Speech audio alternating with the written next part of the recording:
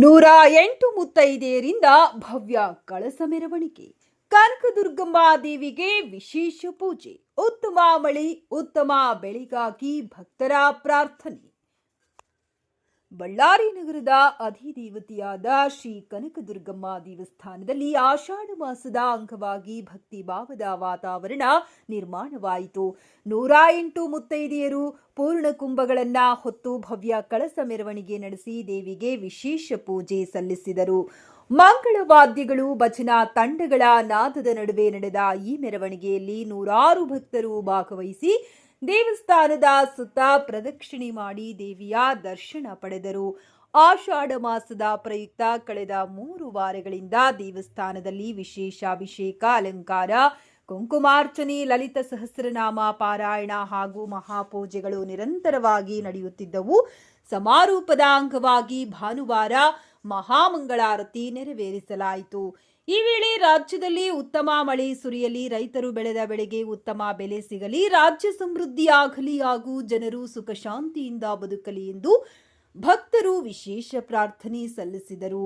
ದೇವಸ್ಥಾನದ ವಂಶ ಪಾರಂಪರಿಕ ಅರ್ಚಕರಾದ ರಾಮಾಂಜನೇಯಲು ಮಾತನಾಡಿ, ಆಷಾಢ ಮಾಸದಲ್ಲಿ ದೇವಿಯ ಆರಾಧನೆಗೆ ವಿಶೇಷ ಮಹತ್ವವಿದ್ದು ಲಲಿತ ಸಹಸ್ರನಾಮ ಪಾರಾಯಣ ಹಾಗೂ ವಿಶೇಷ ಪೂಜೆಗಳಿಂದ ಲೋಕಕ್ಷೇಮ, ಉತ್ತಮ ಮಳೆ ಮತ್ತು ಸಮೃದ್ಧ ಬೆಳೆ ದೊರೆಯುತ್ತದೆ ಎಂಬ ನಂಬಿಕೆ ಇದೆ ಎಂದು ತಿಳಿಸಿದರು.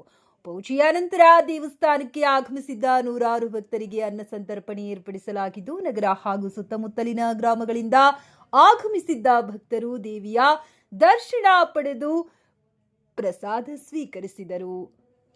ಇಂತಹ ಮತ್ತಷ್ಟು ಬಳ್ಳಾರಿ ಜಿಲ್ಲೆಯ ತಾಜಾ ಸುದ್ದಿಗಳಿಗಾಗಿ ನಮ್ಮ Ballari daily news Kannada channel ಅನ್ನು ಸಬ್ಸ್ಕ್ರೈಬ್ ಮಾಡಿ, ಫಾಲೋ ಮಾಡಿ, ವಿಡಿಯೋಗೆ ಲೈಕ್ ಮಾಡಿ ಹಾಗೂ ನಿಮ್ಮ ಅಭಿಪ್ರಾಯವನ್ನ ಕಮೆಂಟ್ನಲ್ಲಿ ತಿಳಿಸಿ. ಮಂಗಳ ಮಾಂಗಲ್ಯ ಶಿವೆ ಸರ್ವಾರ್ಥ ಸಾಧಿಕೆ ಶರಣ್ಯ ತ್ರ್ಯಂಬಕೆ ದೇವಿ ನಾರಾಯಣೆ ಗೌರಿ ನಮಸ್ತುತೆ. ನನ್ನ ಹೆಸರು PM ರಾಮಾಂಜನೇಯಲು ಅಂತೇಳಿ, ಶ್ರೀ ಕನಕದುರ್ಗಮ್ಮ ದೇವಸ್ಥಾನದ ವಂಶ ಪಾರಂಪರ ಅರ್ಚಕರು ಹಾಗೂ ಧರ್ಮಕರ್ತರು. ಇವರು ಪೂಜಾರಿ ಮರಿಸ್ವಾಮಿ ಅಂತೇಳಿ ನಮ್ಮ ತಮ್ಮನವರು. ಇಂದಿನ ವಿಶೇಷ ಕಾರ್ಯಕ್ರಮದ ಬಗ್ಗೆ ಹೇಳಬೇಕಾದಂತಂದ್ರೆ, ಆಷಾಢ ಮಾಸದ 3ನೇ ಆದಿತ್ಯವಾರ ಇವತ್ತು ಅಮ್ಮನಿಗೆ ನಮ್ಮ ಭಕ್ತಾದಿಗಳಿಂದ ನೈವೇದ್ಯದೊಂದಿಗೆ, ಅಂದ್ರೆ ಪೊಂಗಲ್ ನೈವೇದ್ಯದೊಂದಿಗೆ, ಕಳಸಗಳೊಂದಿಗೆ ಒಂದು ಸೇವೆಯನ್ನು ಸಲ್ಲಿಸಲು ಭಕ್ತಾದಿಗಳೆಲ್ಲ ತಯಾರಿ ಮಾಡಿಕೊಂಡಿದ್ದಾರೆ. ಈ ಸೇವೆ ಸಲ್ಲಿಸಲಿಕ್ಕೆ ಮೂಲ ಕಾರಣ ಏನು ಅಂತಂದ್ರೆ, ಈ ವರ್ಷ ತಮಗೆಲ್ಲ ಗೊತ್ತಿರುವ ಹಾಗೆ ಬೆಳೆ ಆಮೇಲೆ ಮಳೆ ಎಲ್ಲ ತುಂಬಾ ಕಡಿಮೆ ಆಗಿದೆ. ಮಳೆ ಬರ್ತಾ ಇಲ್ಲ, ಮಳೆ ಅಭಾವ ತುಂಬಾ ಇದೆ. ಸೊ ಈ ಒಂದು ಕಾರ್ಯಕ್ರಮದಿಂದ, ಈ ಒಂದು ಧಾರ್ಮಿಕ ಕಾರ್ಯಕ್ರಮದಿಂದ ಅಮ್ಮನಿಗೆ ಸ್ವಲ್ಪ ನೈವೇದ್ಯ ಎಲ್ಲ ನೆರವೇರಿಸಿ ಶಾಂತಿ ಮಾಡಿದ ಮೇಲೆ ಒಂದು ಉತ್ತಮವಾದಂತ ಮಳೆ ಬಂದು ರೈತರಿಗೆಲ್ಲ ಒಳ್ಳೆ ಬೆಳೆ ಅದು ಇದೆಲ್ಲ ಸಿಗಲಿ ಅಂತೇಳಿ ಒಂದು ಮನೋಭಾವನೆಯಿಂದ ಮಾಡ್ತಾ ಇರೋದು. ಅದೇ ರೀತಿಯಾಗಿ ಬಳ್ಳಾರಿ ನಮ್ಮ ಕನಕದುರ್ಗಮ್ಮ ದೇವ ಭಕ್ತಾದಿಗಳೆಲ್ಲರಿಗೂ ಎಲ್ಲ ರೀತಿಯಿಂದ ಆಶೀರ್ವಾದ, ಆಮೇಲೆ ಆರೋಗ್ಯ, ಆಯುರಾರೋಗ್ಯ, ಐಶ್ವರ್ಯ ಅದೆಲ್ಲ ಕರುಣಿಸಲಿ ಅನ್ನೋ ಒಂದು ಉದ್ದೇಶಕ್ಕೆ ಈ ಕಾರ್ಯಕ್ರಮವನ್ನು ಮಾಡ್ತಾ ಇದ್ದಾರೆ.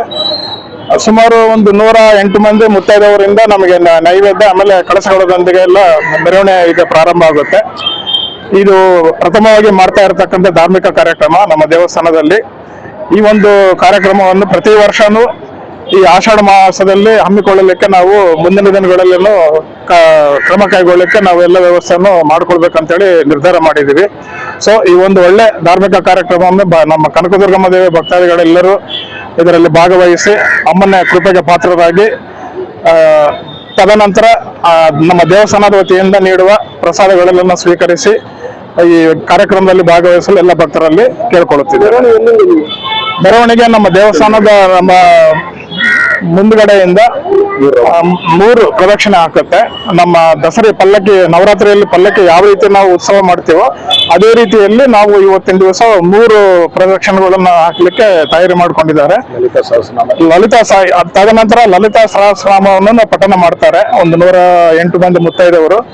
ಆ ಕಾರ್ಯಕ್ರಮ ಮುಗಿದ ಮೇಲೆ ದೇವಿಗೆ ಮಹಾಮಂಗಳಾರತಿಯೊಂದಿಗೆ ಅಭಿಷೇಕ, ಅರ್ಚನೆ ಈ ಕಾರ್ಯಕ್ರಮಗಳನ್ನು ನೆರವೇರಿಸಿ ಭಕ್ತಾದಿಗಳಿಗೆ ಇದೆಲ್ಲ ಮುಗಿದ ಮೇಲೆ ಅನ್ನ ದಾಸೋಹ ಒಂದು ಕಾರ್ಯಕ್ರಮವನ್ನು ಇಟ್ಕೊಂಡಿದ್ದೀವಿ ಮುಂದೆ ಯಾತ್ರಾ ನಿವಾಸದಲ್ಲಿ. ಸೊ ಆ ಒಂದು ಅನ್ನದಾಸೋಹ ಕಾರ್ಯಕ್ರಮದಲ್ಲಿ ಎಲ್ಲ ಭಕ್ತರು ಭಾಗವಹಿಸಿ ಅಮ್ಮನ ಪ್ರಸಾದವನ್ನು ಸ್ವೀಕರಿಸಬೇಕಾಗಿ ನಾನು ಎಲ್ಲ ಭಕ್ತರಲ್ಲಿ ಹೃದಯಪೂರ್ವಕ ಕೇಳ್ಕೊಳ್ತಾ ಇದ್ದೀನಿ. ನಮಸ್ಕಾರ. ಆಷಾಢ ಮಾಸ ಅಂತಂದ್ರೆ ದೇವಿಗೆ ಭಾರಿ ಪ್ರೀತಿಕರವಾದ ಮಾಸ ಇದು. ಈ ಆಷಾಢ ಮಾಸದಲ್ಲಿ ಈ ದೇವರಿಗೆ ಈಗ ಆದಿಶಕ್ತಿ ದೇವರು ಹೆಣ್ಣು ದೇವರು ಎಲ್ಲಿ ಇರ್ತಾರೋ ಅವರಿಗೆ ಒಂದು ಪೂಜೆ ಮಾಡೋದು 100ರಷ್ಟು ಫಲಿತ ಬರುತ್ತೆ ಅಂತ ಹೇಳಿ ಮಾಡ್ತಾ ಇರೋದು. ಬಟ್ ನಾವೇನ್ ಮಾಡಿದ್ವಿ, ಫಸ್ಟ್ ಸಲ ಒಂದು ಹೂವಿನ ಅಲಂಕಾರ ಮಾಡಿದೀವಿ. ಇನ್ನೂ ಒಂದ್ಸಲ ಅದು ಕಾಯಿಪಲ್ಯ ಕಾಯಿಪಲ್ಯಗಳು ಅವೆಲ್ಲ ತರಿಸಿ ಅಲಂಕಾರ ಅದನ್ನ ಮಾಡಿದೀವಿ. ನಿನ್ನೆ ಬಂದು ಹಣ್ಣಿನ ಅಲಂಕಾರವನ್ನು ಮಾಡಿದೀವಿ. ಇವತ್ತು ಈ 3ನೇದು ಇದು ಆಯುಧವಾರ ಆಗಿದ್ದಕ್ಕ ಈಗ ನಾವು ಈ ಭಕ್ತಾದಿಗಳೆಲ್ಲ ಒಂದು ಮೊಸರನ್ನ ಅದು ಪೊಂಗಲು ತಂದು ಒಂದು ಪ್ರದಕ್ಷಿಣೆ ಹಾಕಿ ಈ ದೇವಿಗೆ ಶಾಂತಿ ಮಾಡಿ ಈ ಆಷಾಢ ಮಾಸದಲ್ಲಿ ಮಾಡಿದ್ರೆ ಬಹಳ ಸಂತೋಷ, ಶಾಂತಿಯಾಗಿ ಸಿಗಲಿ, ಜನ ಎಲ್ಲರಿಗೂ ನೆಮ್ಮದಿ ಇರಲಿ, ಶಾಂತಿ ಸಿಗಿಲ್ಲ ಅಂತೇಳಿ ನಾನೊಂದು ಹೇಳ್ತಾ ಇದ್ದೀನಿ ನಿಮ್ಮ ಹತ್ರ ಅಷ್ಟೇ.